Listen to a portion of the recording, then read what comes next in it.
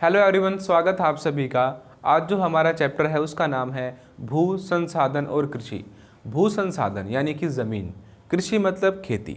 तो इसमें हमें क्या पढ़ना है? ज़मीन के बारे में और खेती के बारे में, यानी कि हमें पढ़ना है लैंड रिसोर्सेज एंड एग्रीकल्चर।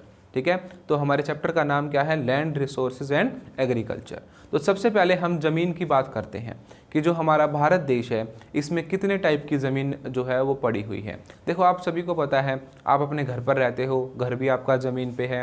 आप अपने घर से बाहर निकलोगे, सड़क भी ज़मीन पे है। ठीक है, आप देखोगे पार्क है वो भी ज़मीन पे है। फिर आप अपने शहर से अगर बाहर निकल जाओ, गाँव की तरफ जाओगे तो आप देखोगे वहाँ पे खेत हैं, वो भी ज़मीन पे हैं। तो बड़ी से बड़ी बिल्डिंग से लेकर छोटे से छोटा घर, खेत, सब कुछ हमारी ज़मीन के ऊपर ही है। हमें सबसे पहले ज़मीन के बारे में ही पढ़ना है कि जो हमारी धरती है वो किस तरीके से डिस्ट्रीब्यूटेड है। देखो, सबसे पहला टाइप है हमारा फॉरेस्ट एरिया यानी कि जंगल। अब फॉरेस्ट यानी कि ऐसी ज़मीन जहाँ पर पेड़ ही पेड़ हैं। आप सभी को पता है बहुत सारा एरिया भारत में ऐसा है जहाँ पर सिर्फ पेड़ ही पेड़ हैं। कुछ ज़्यादा बड़ी चीज़ नहीं पढ़नी हमें बस कैटेगराइज करना है अपनी ज़मीन को। आपको वैसे भी पता है वो बात कि भाई कहीं पे जंगल है, ठीक है, कहीं पे घर बने हुए हैं, तो कहीं पे खेती होती है। इस टाइप से हमें बांटना है बस अपनी ज़मीन को। तो सबसे पहला टाइप है हमारा फॉरेस्ट यानी कि वन, जंगल या वन आप कुछ भी कह सकते हो। तो फॉरेस्ट टाइप की ज़मीन कौन सी होगी? ऐसी जगह जहाँ पर सिर्फ पेड़ ही पेड़ है, वहाँ पर कोई घर वगैरह आपको नहीं दिखेंगे। तो बहुत सारी ज़मीन ऐसी है भारत में जिसको सिर्फ पेड़ों ने घेर रखा है, तो उस एरिया को बोलते हैं हम फॉरेस्ट। दूसरा टाइप है हमारा बंजर और व्यर्थ ज़मीन यानी कि बैरन जो लैंड पड़ी हुई है वो। अब बैरन लैंड कौन सी होती है? जहाँ पर कोई प्रोडक्टिव काम ना हो वो बैरन होता है। जैसे वहाँ पर खेती नहीं हो रही, कुछ उग नहीं रहा, तो वो कैसी ज़मीन है? वो बंजर ज़मीन है। अब देखो, जैसे पहाड़ है, पहाड़ की चट्टान है, अब पहाड़ पे क्या पैदा हो रहा है? कुछ नहीं पैदा हो रहा, वो बंजर पड़ी है ज़मीन। और रेगिस्तान है, रेगिस्तान में कौन सी फसल हो रही है? कोई सी भी नहीं हो रही, तो वो क्या है? बंजर है वो ज़मीन। ठीक है, तो भारत में जहाँ पर भी पहाड़ हैं या जहाँ पर रेगिस्तान है वो एरिया बंजर है यानी कि बैरन लैंड है वो। तो दो टाइप हो गए। अब देखो तीसरा टाइप, नॉन एग्रीकल्चरल लैंड यानी कि ऐसी ज़मीन जहाँ पर खेती ना हो, गैर कृषि भूमि, नॉन एग्रीकल्चरल लैंड। अब ऐसी लैंड कौन सी है? तो जहाँ पर हमने इंस्टीट्यूट बनाया, क्या उस जगह पे खेती होती है? नहीं होती ना। जहाँ भी आप बैठ के पढ़ रहे हो अपने घर में, तो आपका घर भी तो ज़मीन पे बना हुआ है, तो आपके घर के आसपास खेती होती है? नहीं होती ना, क्योंकि वहाँ पे तो घर बने हुए हैं। तो ऐसी सारी जगह जहाँ पर खेती नहीं होती उसे क्या बोलेंगे? Non agricultural land. ठीक है, तो जैसे कि आपकी कॉलोनी जो है, आपके घर जो हैं, जहाँ भी आदमी रहते हैं अपने घर बना बना के, तो लोगों की बस्तियाँ, ठीक है, उनके घर, ठीक है, उनकी कॉलोनीज़, इंडस्ट्रीज़, बड़ी बड़ी फैक्ट्रीज़ की ज़मीन, तो जो भी ज़मीन है जिस पर भी खेती नहीं होती, लोगों ने मकान घर बना रखे हैं, वो ज़मीन कैसी होगी? नॉन एग्रीकल्चरल लैंड होगी, गैर कृषि योग्य भूमि होगी। अब है फोर्थ टाइप, फोर्थ है स्थायी चारागाह, इंग्लिश में बोलेंगे परमानेंट पास्चर्स। तो स्थायी चारागाह जो हैं वे कैसी ज़मीन होती है? देखो, ये वे ज़मीन है जो कि खुली पड़ी रहती हैं। अगर आप गांव से बिलोंग करते हो तो आपने गांव में देखा होगा बहुत सारा एरिया ऐसे ही खुला पड़ा रहता है, वहाँ गाय भैंस चरती रहती हैं। अगर आप शहर से बिलोंग करते हो तो आपने देखा होगा सरकार की ज़मीन होती है कुछ पर्टिकुलर, वो खुली पड़ी रहती है किसी एरिया में, जैसे कि पार्क बनाने के लिए छोड़ रखा है उस ज़मीन को। तो ऐसा जितना भी एरिया है जो ना तो खेती के लिए है और ना ही घर बनाने के लिए है, ठीक है, बीच में किसी और पर्पज़ के लिए है, या तो खुला ज़मीन छोड़ी गई है वो, या पार्क वगैरह बनाने के लिए ज़मीन छोड़ी गई है, तो उसे बोलते हैं पास्चर लैंड, स्थायी चारागाह, यानी कि वो खुली पड़ी ज़मीन है, वो चारागाह है एक। समझ गए? तो ये टाइप हमने पढ़े। अब देखो नेक्स्ट टाइप। अब जो अगला टाइप है वो ऐसी ज़मीन है जहाँ पर खेती होती हो, पेड़ पौधे होते हों। ठीक है, उसके बाद जो नेक्स्ट टाइप है वो है कल्चरलेबल वेस्ट लैंड, यानी कि ऐसी ज़मीन जो कि ख़राब हो गई है, कल्चरलेबल है पर वो, यानी कि उसमें खेती की जा सकती है, ठीक है, पर वो ऐसे ही खुली पड़ी हुई है। तो कल्चरलेबल वेस्ट लैंड है, यहाँ पर बहुत सारी ऐसी ज़मीन है जो कि खेती के लायक है पर उस पर खेती नहीं होती। ठीक है, तो उसे अगर थोड़े बहुत सुधार करें तो वो खेती के लायक बन सकती है। नेक्स्ट टाइप है ज़मीन का परती भूमि, इंग्लिश में बोलेंगे करंट फैलो। अब परती भूमि ऐसी होती है जहाँ पर खेती तो होती है पर वो खेती करने के बाद कुछ टाइम के लिए उस ज़मीन को खाली छोड़ना पड़ता है। ऐसा क्यों करते हैं? देखो, जब भी हम किसी फसल को उगाते हैं तो वो सारे ज़मीन के न्यूट्रिएंट्स खींच लेती है। तो इसीलिए उसके न्यूट्रिएंट्स वापस आ जाएं, थोड़ा उसको रेस्ट मिल जाए, इसीलिए ज़मीन के टाइप के हिसाब से ज़मीनों को कुछ समय के लिए जो है खाली छोड़ना पड़ता है। तो प्रतिभूमि ऐसी है, करंट फैलो ऐसी ज़मीन है जहाँ पर अगर एक बार खेती हो गई तो उसे लगभग 1 साल तक खाली छोड़ना पड़ता है। अब जो नेक्स्ट टाइप है वो है हमारा पुरानी प्रतिभूमि, ओल्ड करंट फैलो, यानी कि ऐसी ज़मीन जो कि उससे भी ख़राब है। जो परती थी वो तो 1 साल के लिए छोड़नी पड़ती थी, जो पुरानी परती यानी कि जो ज़मीन है उसकी उपजाऊपन ख़त्म हो चुका है, उसकी फर्टिलिटी ख़त्म हो चुकी है, तो ऐसी ज़मीन में अगर एक बार खेती होती है तो उसे 4 से 5 साल तक खाली छोड़ना पड़ता है।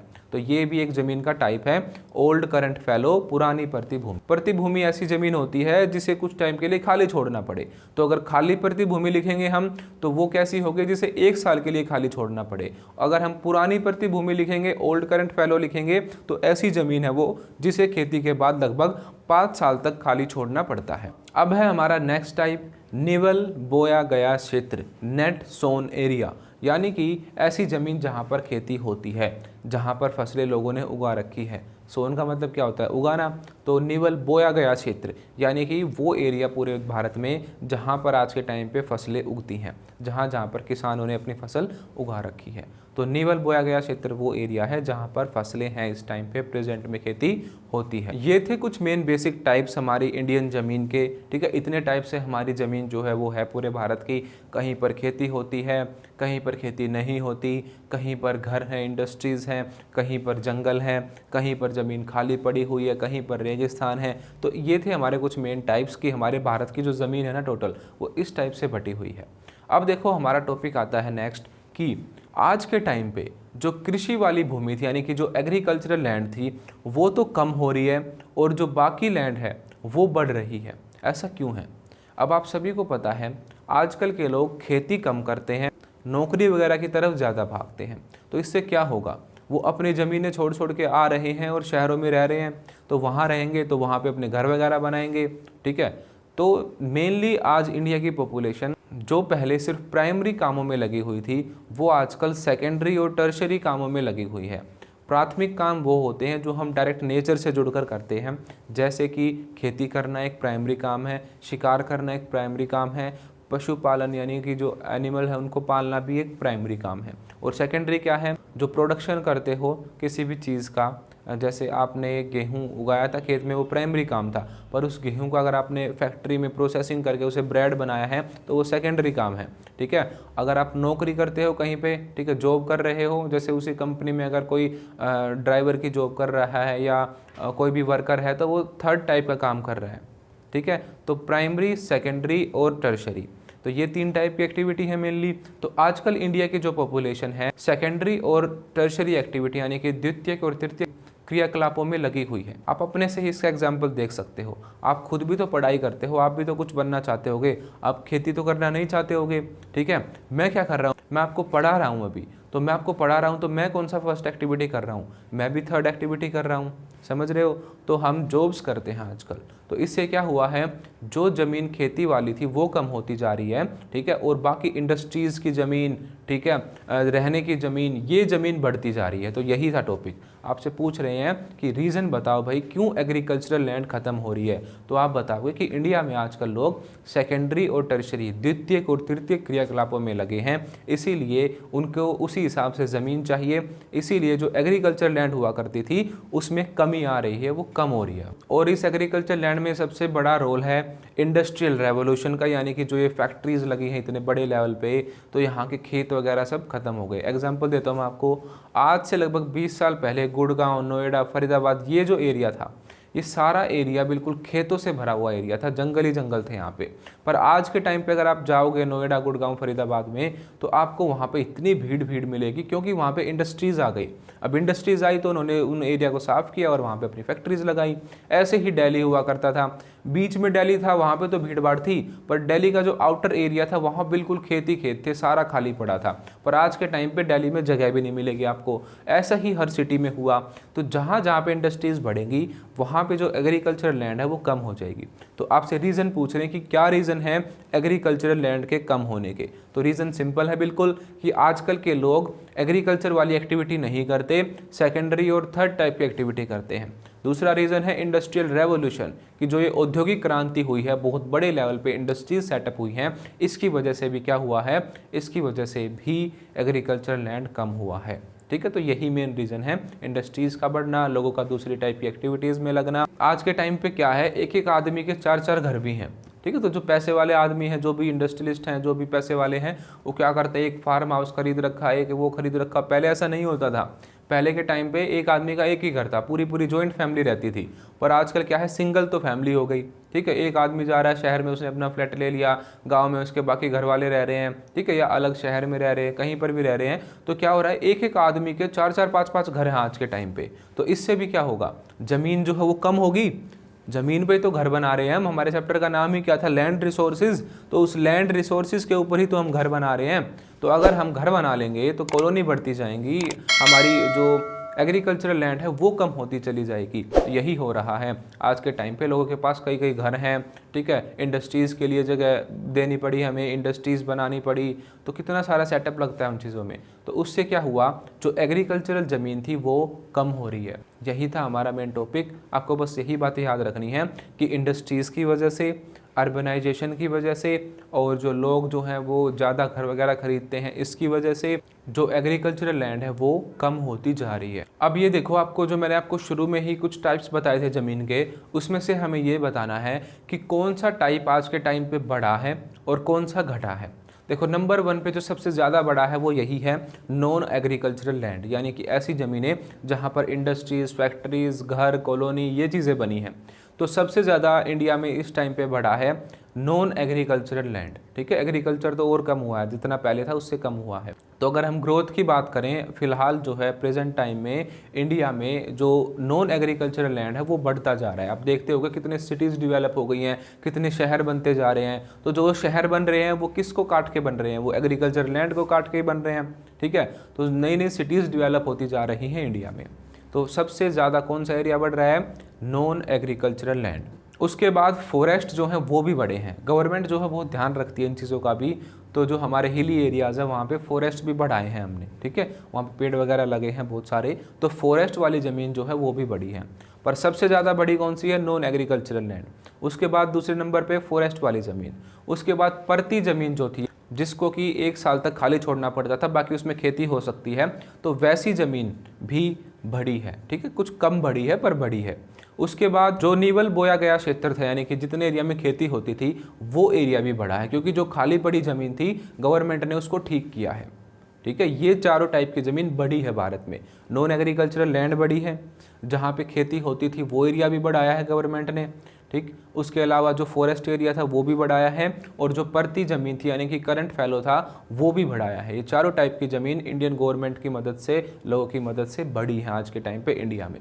अब देखो घटी कौन कौन सी है, जो बैरन ज़मीन थी यानी कि जो बंजर ज़मीन थी वो घटी है। जो कल्चरलेबल वेस्ट लैंड थी, यानी कि जो ख़राब पड़ी ज़मीन थी जहाँ पे खेती हो सकती थी पर वहाँ पे खेती नहीं हो रही थी रिसोर्सेज की वजह से, वो ज़मीन को गवर्नमेंट ने यूज़ में लिया है, तो वो ज़मीन भी घटी है। उसके अलावा जो चारागाह पड़े हुए थे खाली, उनको भी गवर्नमेंट ने यूज़ किया है। तो वो टाइप की ज़मीन जो वेस्ट पड़ी हुई थी, तीनों टाइप की, जहाँ बंजर, जहाँ पे कुछ ना कुछ जुगाड़ करके खेती हो सकती थी, उसको यूज़ किया है गवर्नमेंट ने। वो ज़मीन जो खाली चारागाह पड़े हुए थे उसको यूज़ किया है गवर्नमेंट ने। और ऐसी ज़मीन जो कि कल्चरेबल थी पर वेस्ट पड़ी हुई थी, उसको यूज़ किया है गवर्नमेंट ने। तो तीनों टाइप की ज़मीन घटी है। और ऊपर जो मैंने ज़मीन बताई थी, non agricultural land, agricultural land, ठीक है, नीवल बोया गया क्षेत्र, ये सारे बड़े हैं। ठीक है, तो आपको बस ये याद रखना है कि कौन सी ज़मीन बड़ी है आज के टाइम पे और कौन सी घटी है। अब है हमारा नेक्स्ट टॉपिक, बड़ा ही सिंपल सा टॉपिक है, कॉमन प्रॉपर्टी रिसोर्सेज, साझी संपदा। अब कॉमन प्रॉपर्टी, आपको नाम से पता चल रहा है, ऐसी ज़मीन की बात कर रहे हैं, ऐसे एरिया की बात कर रहे हैं जो कॉमन है, जो सबका है। अब आप सड़क पे चल सकते हो, आपकी है। आप पार्क में जा सकते हो, आपका है पार्क। आप तालाब में जा सकते हो, नहरों में, झीलों में, पहाड़ों पे। जो भी ज़मीन ऐसी हो जो किसी की ना हो, सबकी हो। ठीक है, यानी कि किसी पर्टिकुलर आदमी का उस पर कंट्रोल ना हो, किसी की प्राइवेट वो निजी ज़मीन ना हो, वो क्या है, वो है सबकी साझी संपदा, यानी कि कॉमन प्रॉपर्टी रिसोर्स। अब आपका जो घर है वो कॉमन प्रॉपर्टी रिसोर्स थोड़ी है, क्योंकि वो आपके नाम पे है, आप ही उसमें रहते हो और कोई आके थोड़ी रह सकता है। पर अगर आपके गांव का मंदिर है, उसमें तो सब जा सकते हैं ना। तो मंदिर क्या है, वो कॉमन प्रॉपर्टी रिसोर्स है। आपके गांव का पार्क है, उसमें सब जा सकते हैं ना, तो वो क्या है, वो कॉमन प्रॉपर्टी रिसोर्स है। आपके एरिया में कम्युनिटी हॉल है, उसमें आप जा सकते हो, वो कॉमन प्रॉपर्टी रिसोर्स है। तो झील, तालाब, नदी, झरने, जंगल, चारागाह, जो भी ज़मीन खाली पड़ी है या गांव की है, कॉमन प्रॉपर्टी रिसोर्स है, आप वहाँ पे आराम से जा सकते हो। जैसे कि गांव में चौपाल होती है, तो चौपाल सबकी है, आप कोई भी उसमें जाके बैठ सकते हो। आपके बुक में एक और वर्ड दे रखा है जोहड़। जोहड़ का मतलब है जो कि गाँव के तालाब है, पौंड है, ठीक है। तो गाँव के जो तालाब है उन्हें जोहड़ बोलते हैं। तो जोहड़ वाला एरिया भी क्या है, वो भी कॉमन प्रॉपर्टी रिसोर्स है। तो वो सारी जगह जहाँ पे आप जा सकते हो, आपको कोई नहीं रोकेगा, क्योंकि उस पर आपका भी अधिकार है, पूरे गांव का अधिकार है, पूरे एरिया का अधिकार है। अगर आप गांव में रहते हो तो गांव का अधिकार है, अगर आप सिटी में रहते हो तो पूरी सिटी के लोग वहाँ पे जा सकते हैं, ठीक है। आप भी कुछ एग्जाम्पल मेरे को बताना कि कॉमन प्रॉपर्टी रिसोर्स कौन कौन सी होती हैं। देखो मैंने आपको समझा दिया है, दोबारा समझ लो एक बार। ऐसी ज़मीन जो कि सबकी कॉमन हो, जैसे कि मंदिर है उसमें सब जा सकते हैं, मस्जिद है उसमें सब जा सकते हैं, ठीक है, गुरुद्वारा है उसमें सब जा सकते हैं, उसके अलावा पार्क है उसमें सब जा सकते हैं, कोई झील है, तालाब है, झरना है, पहाड़ हैं, नदियां हैं, आपके गांव में कोई चौपाल है, कोई भी जगह ऐसी है जहां पे सब बैठ सकते हो, तो वो क्या है, वो कॉमन प्रॉपर्टी रिसोर्स है। उस पर किसी एक आदमी का अधिकार नहीं है, वो सबका है। ज़्यादा कोई बड़े टॉपिक नहीं है इसमें, बिल्कुल सिंपल ही टॉपिक है, बस आपको अच्छे से समझ लेने हैं। अब याद करने वाली चीज़ जो आएगी वो अगली वीडियोस में आएगी, ठीक है। वहाँ पे मेनली हमें फसलों के बारे में पढ़ना है कि कौन सी फसल किस टाइम पे बोई जाती है। तो जो हमारी नेक्स्ट वीडियो आएगी उसमें हम देखेंगे कि जो फसल है उनके टाइप कौन कौन से होते हैं, किस टाइम पे कौन सी फसल बोई जाती है। तो ये वाली वीडियो यहीं पे ख़त्म होती है। अगर आपको वीडियो अच्छी लगी है तो वीडियो को लाइक कर दो, चैनल को सब्सक्राइब कर लो, और सब्सक्राइब करने के साथ ही जो बेल आइकॉन होता है उसे भी प्रेस करना, क्योंकि अगर आप उसे प्रेस नहीं करोगे तो आपके पास नोटिफिकेशंस नहीं आएंगे। तो बेल आइकॉन प्रेस करना बहुत ज़रूरी है। इस चैनल पे अगर आप आ गए हो ना, तो आपको टेंशन लेने की कोई भी ज़रूरत नहीं है, क्योंकि मैंने आपको कंप्लीट सिलेबस कराया है आपका। पहले मैंने आपको चैप्टर समझाया अच्छे से, उसके बाद मैंने आपको जो प्रीवियस ईयर क्वेश्चन है वो कराए हैं, इंपॉर्टेंट क्वेश्चन है वो कराए हैं, ठीक है, मैप वर्क होता है वो कराया है। मतलब जो भी कुछ आपके एग्ज़ाम में आएगा ना, हर एक चीज़ मैंने आपको कराई है यहाँ पे। तो आपको बस क्या करना है, प्लेलिस्ट में जाकर वीडियोस को लाइन से देखना है और अच्छे से बस पढ़ाई करनी है, बाकी सब कुछ आप हमारे ऊपर छोड़ दो। अगर आपको ज्योग्राफी के हैंड रिटन नोट्स पीडीएफ चाहिए तो हमें इस नंबर पर व्हाट्सएप करें। आपको सिंपली इस पर 12th ज्योग्राफी नोट्स लिख के मैसेज सेंड करना है। आपको नोट्स बहुत ही नॉमिनल प्राइजेस पर मिल जाएंगे। अगर आप अदर सब्जेक्ट्स के भी चाहते हैं तो आपको 12th लिख के आगे वो सब्जेक्ट मेंशन करना है। जैसे आपको हिस्ट्री की चाहिए तो 12th हिस्ट्री नोट्स, पॉलिटिकल की चाहिए तो 12 पॉलिटिकल नोट्स लिख के मैसेज सेंड करना है। And other details you will get on WhatsApp. Thank you.